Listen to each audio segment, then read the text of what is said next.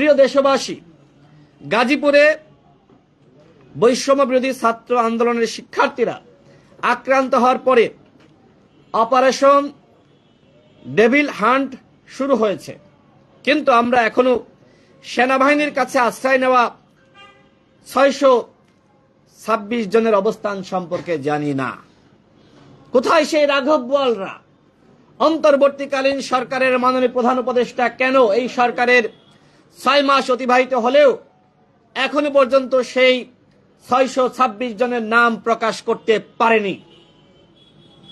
তার মানে কি? তার মানে একদিকে আপনারা গোপন করছেন যারা আশ্রয় নিয়েছিল কারা?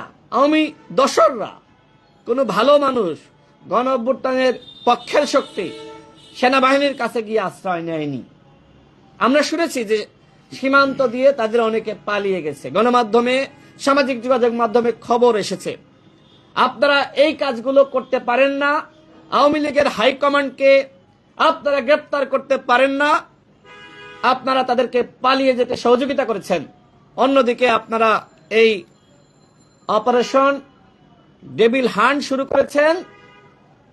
সমস্ত শেখ পরিবারের সুবিধাভোগী, শেখ পরিবারের সদস্যরা, আওয়ামী লীগের হাইকমান্ডের সদস্যরা পালিয়ে যাওয়ার পরে, তার মানে কি? তার মানে ডেভিল পালিয়ে যাওয়ার পরে আপনারা হান্ট শুরু করেছেন।